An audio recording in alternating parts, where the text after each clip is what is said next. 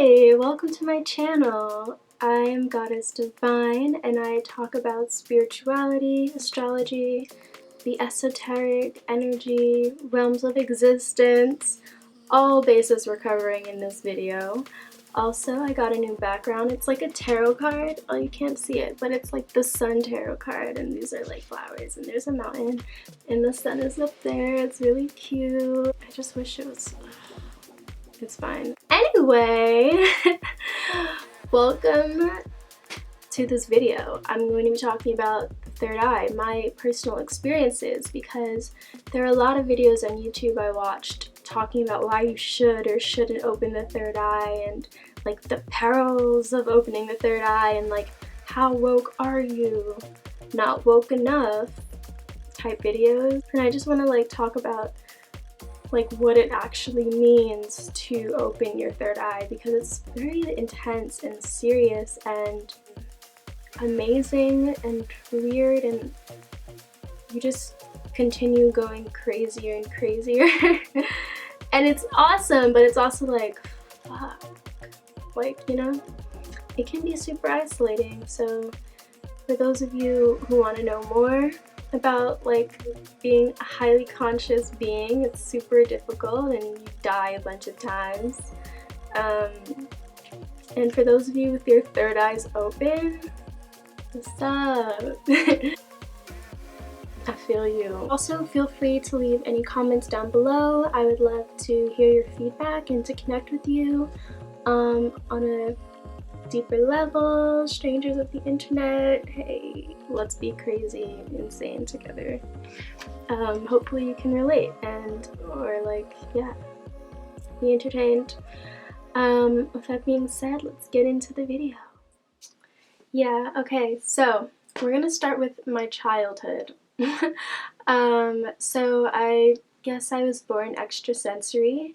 As I grew older, I realized people didn't have the same experiences that I had, or if they did, they weren't telling me, I wasn't aware. And I haven't met a lot of people who have had these insane experiences, so I thought I'd share them. So there was a very distinct night I remember, being 8 or 9. My childhood was very lucid and I don't really remember my ages. I moved around a lot, and my parents were like either physically not there or emotionally just gone. So I spent a lot of time with myself and I was hyper imaginative. Sometimes at night I would feel overwhelmed by the energy that I was feeling. I could feel like the energy buzzing around me, and I would be able to see it like it was it would be like snaking. It'd be like this rainbow snaking energy, and like the air would be fuzzy and staticky, and my body would be physically like buzzing, and I was scared because I felt like presence around me. And I remember very distinctly seeing this like guardian angel who came to me in a like as a fairy, this white fairy, and she guided me to protect myself by imagining an orb of light around me. And so I imagined this like light purple bubble around me, and nothing bad could get in this bubble. Like, this bubble was filled with peace, love, light, and it was protection. And I didn't remember that until like several years later, when I was doing a meditation and I envisioned like, you know, this white bubble around me. Like, wow, like what a circular thing, what an unfolding. It's like this wisdom that I was always attuned to, also like this being, this like angel that was like, could be like imagination, I don't know. And I don't know if like other kids are as imaginative. I think they all are, and we all are. That's the thing, is that I feel like you don't have to like open the third eye, because it's always there. It's just about being conscious of those energies. But anyway, I digress. So fast forward to middle school and high school, I was going through a lot, internally, not fitting in, you know, just like general loneliness and sadness and angst and all of the, you know, casual teenage experiences. Other stuff was going on in my life, but we're not going to get into that right now. This is about our third eye experiences. This is supposed to be cool. This part is less cool. So I wouldn't imagine there would, at night, there would be these shadow beings, energies, orbs, creatures that would come to me. I would see them and feel them like in the corners of my room. And I would be struck with like the sleep paralysis. They would try to get to me and I couldn't move my body, and I would be so afraid, and like it would grow, the shadow being would grow and grow and grow until I finally, you know, was able to like break out of it. And that would happen like pretty often. I'd be really scared to fall asleep or like go to bed, or like just really hope the shadow beings weren't gonna come to me. I also think I was possessed at one point, but we're not gonna talk about that, people. So yeah, I think all of these experiences were maybe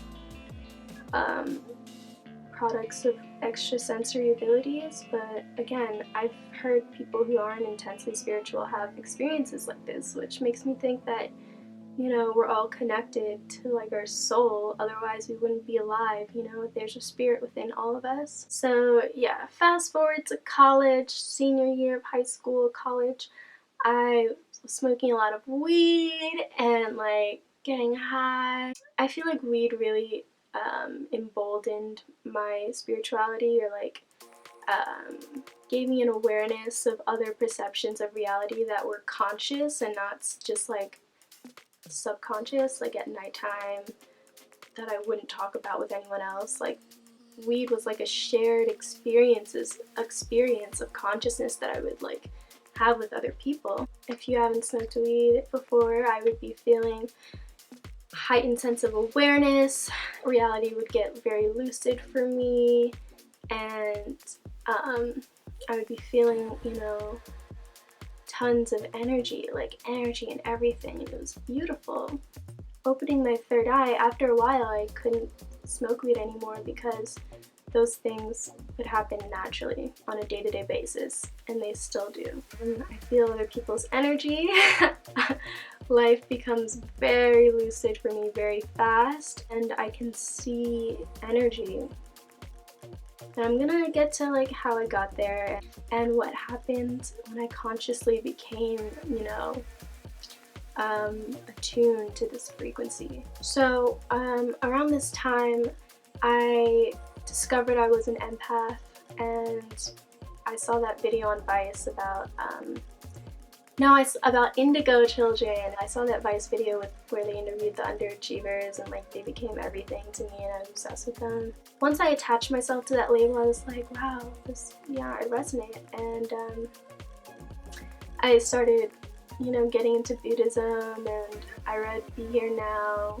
I remember the first meditation I did where I felt divine energy. And it was a chakra. It was a meditation to open the chakras, and I would imagine these lotus petals, you know, circling around my chakras and opening them, and it just felt so real. I'm a Scorpio rising, so I feel very connected to like my womb space and my root chakra. And when I imagine that petal opening, like it burst, and I saw like a waterfall. This is too much. Oh my god. Long story short, I ended up dropping acid. I asked the universe for acid, and acid came to me. I asked the acid to show me what the flower of life was, because I've been studying all of this up until now, and it was insane. I saw the flower of life in walls for months after dropping acid, and I loved it. And I started watching Teal Swan videos, and I learned how to read auras, and I would just be in class just like watching my professor's aura and seeing the flower of life in the walls and feeling energy. It was so crazy. It was so crazy to think about right now. It's insane. At this point, like I was smoking a lot of Blue Dream, and I would just like rest my head. I would go to rest my head, and literally I would like be dropped into a different dimension. This has happened a handful of times, but it's always been incredibly intense. One time I just rested my head to go to take a nap or to go to sleep, and I just saw this like clock. I saw this clock in this like dreamscape. There was ash falling, and the clock was buried in this ash, and it was like slow motion. Ash was coming up and falling and surrounding it, and it was just like laying there. It was just like, that's like shit like that happened. At this point, I wasn't even trying to consciously open my third eye. I was just, I don't know, I feel like I've lived 1,000 lives. I've definitely been here before. I also want to point out that during this time, like I was still healing. I was nowhere near healed at all from the traumas that I experienced as a child. I remember wanting to come out of my body so bad, and I just wanted to escape this reality, and like I wasn't satisfied like being here anymore, and I wanted to like return to like oneness, this like place of pure essence and being. But I am human, and I have to remain grounded, or you know, you can go crazy, I imagine. And so like from that point on, after I came down from the acid trip months later, I started healing and working with my crystals consciously. Yeah, beginning my journey to like being fully embodied, being authentic. And then I became vegan and started having this like eating more alkaline foods, and you know, all I would have is smoothies, and like just my consciousness was, I could feel it expanding, and sometimes I would wake up like super low as well and groggy, and I would just be in class like tripping but sober. It was the most crazy thing, and I would be doodling in the back of the classroom like flowers and like these crazy like images. And at this time I had like a lot of social anxiety. It was intense. And I remember after class, after doodling all of this shit, I just had to go lay down. Like, so I found a quiet spot in the library and just like sat, and like I had like this intense headache, but it wasn't like a normal like temple headache. It was like here was like, it felt clogged and congested, and I knew that like it was opening, and it, like my third eye was opening, and I was like going through some sort of evolution, this kind of like budding process, like metamorphosis. That was a really poignant day in my life. Just like feeling my third eye opening and like being cocooned and just like sitting, and yeah. So that's pretty much, those are my experiences. After that, my life became a series of synchronicities, and I started falling out of alignment with all things that didn't match my vibration, like college, out of here.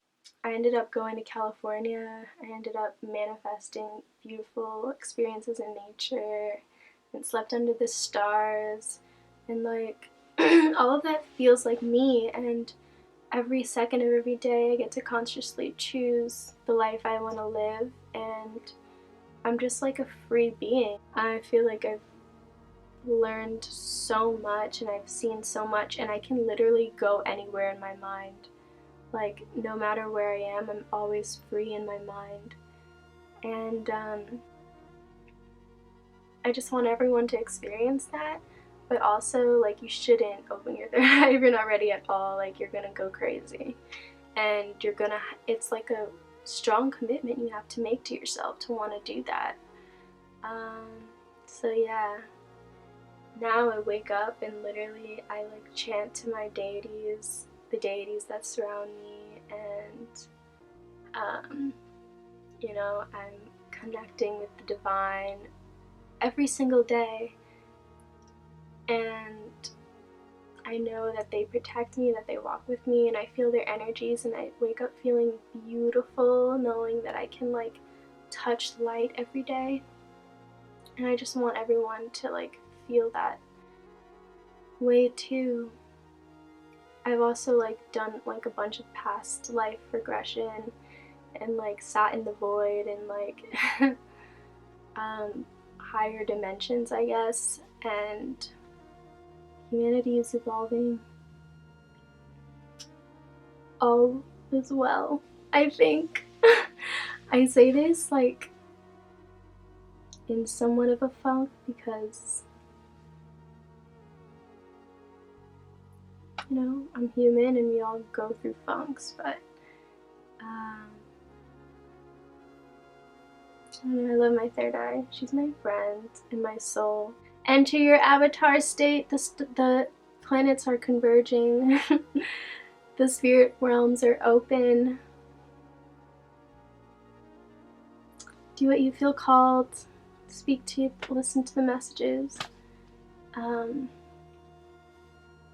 Yeah, that's all I got. Alright guys, peace.